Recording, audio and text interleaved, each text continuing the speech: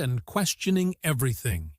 It was a Saturday night at Haven's Table, a sleek restaurant perched in the heart of San Francisco's Marina District, the kind of place where conversation competed with the gentle clink of crystal glasses and the hum of a live jazz trio tucked in the corner. Inside the crowd was predictably upscale tech execs celebrating million-dollar deals, couples indulging in anniversaries and friend groups, trading stories over artisan cocktails. Among them sat Eleanor Gray, mid-50s, with a wardrobe that screamed exclusivity and an air of entitlement that filled the room like the scent of her expensive perfume. Eleanor thrived on attention, her laugh just a touch too loud, and her gestures exaggerated for the sake of an audience. She was seated with three friends equally polished but seemingly content to let her take center stage. A young waiter approached their table with practiced grace. His name tag read Andre, but he avoided the kind of familiarity that invited first-name interactions. Early 20s, tall but unassuming. Andre carried himself with the precision of someone who'd been taught that mistakes weren't an option. His voice was low and calm as he recited the specials, though he avoided eye contact when Eleanor interrupted. "Why so serious, Andre? You're working at one of the best restaurants in the city." "Smile a little," she said, her tone dripping with mock cheerfulness. Andre's lips twitched upward, though the smile never reached his eyes. "Of course, ma'am. Is there anything else I can assist you with?" Eleanor leaned back in her chair, swirling the deep red wine in her glass. "Oh, I'm sure you can. But tell me, how does someone like you end up here? This job can't be your dream." The table chuckled softly. Andre's fingers tightened briefly around the edge of his tray, but he kept his face neutral. "I enjoy what I do, ma'am." It was the kind of response that frustrated people like Eleanor, who thrived on rattling others. She tilted her head, her eyes narrowing slightly, as if she'd found her next form of entertainment. But before she could press further, Andre excused himself to tend to another table. The evening carried on, the restaurant growing noisier as more patrons arrived, but Eleanor's gaze kept drifting back to Andrea as though he were some puzzle she was determined to solve or break apart. But what Eleanor saw as an opportunity for amusement would soon become something she never expected. The wine flowed freely at Eleanor's table, and with every sip her confidence grew bolder. Laughter punctuated the air as her friends indulged her sharp commentary about everyone from the hostess to the couple seated across the room. Andre became an easy target when he returned to their table to clear plates and refill glasses. Eleanor seized the moment. "Tell me, Andre," she began, her voice cutting through the ambient noise. "Do you have any hidden talents, or are you just good at carrying trays?" Her friends laughed, but the sound didn't feel kind. Andre paused for a fraction of a second, his eyes flickering toward hers before he continued, stacking empty plates. "I just focus on doing my job well, ma'am." Eleanor waved her hand dismissively. "Come on, don't be modest. You must have some kind of talent. You know, I heard people from your background often have musical gifts. Can you sing the table?" Quieted, even her friends shifted uncomfortably. But Eleanor didn't seem to notice or care. Her gaze was locked on Andrea, waiting for a reaction. Andrea straightened his expression. "Unreadable. I'm not sure that would be appropriate." "Ma'am," Eleanor leaned forward, resting her elbows on the table. "Oh, don't be shy, humorous. Just a little something. It's all in good fun." The discomfort in the room was palpable now. Other patrons began to glance over, sensing the tension the jazz trio in the corner played on, oblivious to the unfolding drama. "Eleanor, maybe we should," one of her friends started, but she held up a manicured hand to silence him. "Please, I'm curious," she said, her tone sweet but laced with mockery. "What do you have to lose?"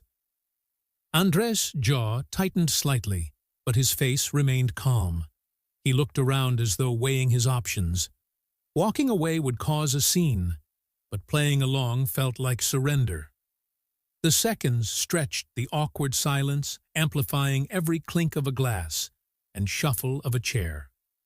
Finally, Andre exhaled and nodded. "If it will make you happy." Ma'am Eleanor's lips curved into a victorious smile, and the table leaned in eager for the spectacle. A few nearby diners had also begun to watch, their curiosity piqued. Andres stepped back, standing tall with his tray balanced against his hip. For a moment, he seemed to gather himself, taking a deep breath, and closing his eyes briefly when he opened them. The room seemed smaller, the chatter dimmer, and every gaze was on him, but no one was prepared for what came next. Andre's voice began softly, a low, soulful hum that seemed to come from somewhere deep within him. The first few notes floated through the room, catching everyone off guard. The sound was raw, unguarded, and carried a depth of emotion that instantly silenced the table, and then the entire restaurant. It wasn't just a song, it was a story. His voice swelled with a richness that spoke of struggle and hope, of pain and resilience. The melody was familiar to some, a timeless hymn that had endured generations, but the way Andrea sang it made it feel entirely new. Every note was laced with feeling, as though he was bearing a piece of his soul. Eleanor's smirk evaporated, almost immediately. Her hand, which had been lazily swirling her wine, froze mid-motion. Her eyes widened slightly, as if seeing him for the first time around. The restaurant, conversations stopped. Forks hovered above plates, and the jazz trio set down their instruments, mesmerized like everyone else. Andre's voice climbed higher, filling every corner of the room. A waitress, standing by the kitchen door, dabbed at her eyes. A couple at the bar leaned closer. Their expressions softened. Even the chef peered out from the kitchen, wiping his hands on his apron as he listened. Eleanor's friends exchanged glances, their unease shifting to astonishment. One of them whispered, "I had no idea." But Eleanor couldn't speak.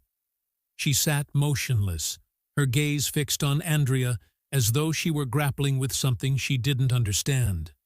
There was no mocking laughter now, no sly remarks, just silence and the undeniable power of the moment. As Andre approached the final notes, his voice trembled slightly, not with fear, but with the weight of the emotion he was pouring out. The last note lingered, resonating in the stillness of the room, before fading into quiet for a few seconds. No one moved. It was as if the entire restaurant had been collectively holding its breath. Then, slowly, the sound of applause began to ripple through the crowd. It wasn't polite or perfunctory. It was thunderous, heartfelt, and genuine. Patrons stood clapping and cheering, some even wiping tears from their eyes. Andre gave a small nod, his expression calm, but his chest rising and falling heavily. As he caught his breath, he glanced at Eleanor briefly, then turned to walk back toward the kitchen. The tray still balanced at his side, Eleanor remained seated, her hands gripping the edge of the table as though anchoring herself. Her face was unreadable, perhaps a mixture of shock, shame, and something she couldn't quite name around her. People continued to clap, but she didn't join them. She seemed lost in thought, her eyes trailing after Andrea as he disappeared through the swinging kitchen doors. But Andre's voice wasn't just a performance. It was a reckoning, and it had left an impact. Eleanor couldn't shake. The restaurant slowly settled back into its rhythm, though the atmosphere felt noticeably different. Conversations resumed, but they were softer, more reflective. The jazz trio hesitated before starting another tune, as if uncertain how to follow the gravity of what had just happened. Eleanor sat frozen, her once commanding presence diminished. Her friends avoided meeting her eyes, their discomfort evident, One of them finally broke the silence. That was something else, wasn't it? She didn't respond immediately. Her fingers tightened around the stem of her glass as she stared at the tablecloth. For the first time that evening, Eleanor looked unsure of herself, as though the foundation of her confidence had cracked. "I didn't expect," she began, but the words trailed off. What could she say that she hadn't expected him to be extraordinary, that she thought she could break him with a joke? She glanced around the room, noticing how many people were still talking about Andre. A couple at a nearby table looked over and shook their heads disapprovingly, their judgment unspoken but loud enough. Her chest tightened with an unfamiliar feeling. Was it regret, embarrassment? Maybe both. She reached for her wine but didn't drink, setting the glass back down as though the taste no longer appealed to her. Meanwhile, in the kitchen, Andre leaned against a counter, his hands trembling slightly. One of the line cooks patted him on the back. "Man, you've got some pipes," he said with a grin that was unreal. Andrea offered a small smile. Though his mind was elsewhere, he'd been singing his entire life, mostly in church choirs and community events.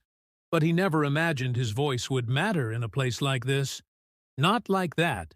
He wiped his hands on a towel, taking a moment to steady himself, before returning to the dining floor when he stepped back out. The applause had stopped, but the stares lingered. People whispered as he passed, some smiling warmly, others giving him nods of respect. He approached Eleanor's table cautiously, unsure of what to expect. She looked up at him, and for the first time, there was no trace of mockery in her eyes. If anything, she seemed vulnerable. "Thank you for sharing," that she said quietly. Her voice lacked its usual edge, replaced by something softer, almost uncertain. Andrea met her gaze, his face calm but firm.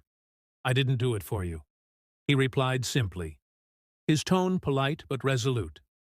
Then, with a professional smile, he added, "Let me know if you need anything else," and walked away. Eleanor blinked, caught off guard by his response.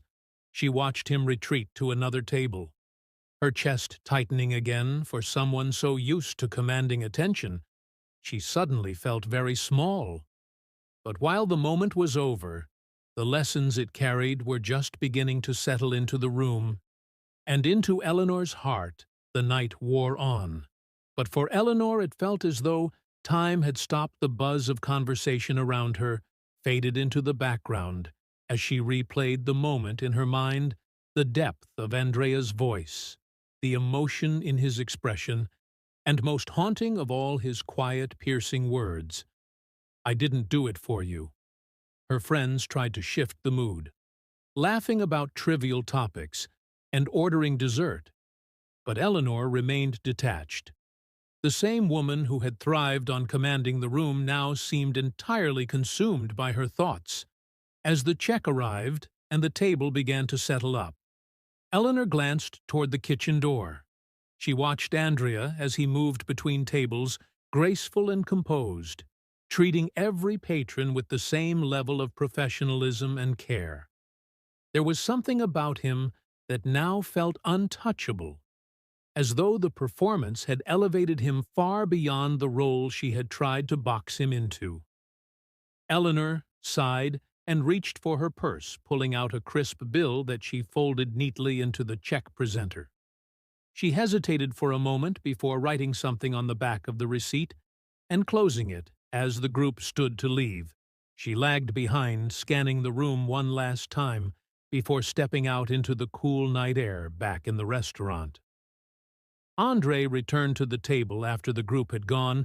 He opened the check presenter and found the bill, along with a note scribbled in delicate handwriting. "Your voice has a power I didn't expect. Thank you for reminding me what humility sounds like." Andrea read the words twice, his face unreadable. He tucked the note into his pocket, not for validation, but because it felt like a rare acknowledgement of something deeper. It wasn't an apology, but it was something that night. As Eleanor rode home in silence, she stared out of the window, seeing her reflection in the glass, but not recognizing herself. The memory of Andrea's song lingered, challenging her to confront the ways she used her privilege. For the first time in years, she felt the stirrings of change, small but undeniable.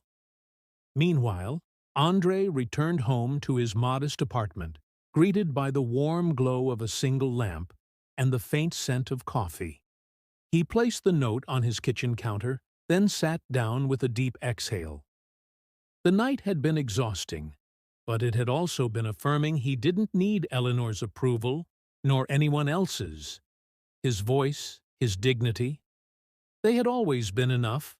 The story reminds us of the quiet power of authenticity and the profound impact of respect. It challenges us to consider how we treat others and the ways our actions, even small ones, can resonate far beyond the moment. If this story moved, you subscribe for more thought-provoking tales that remind us of the humanity we all share.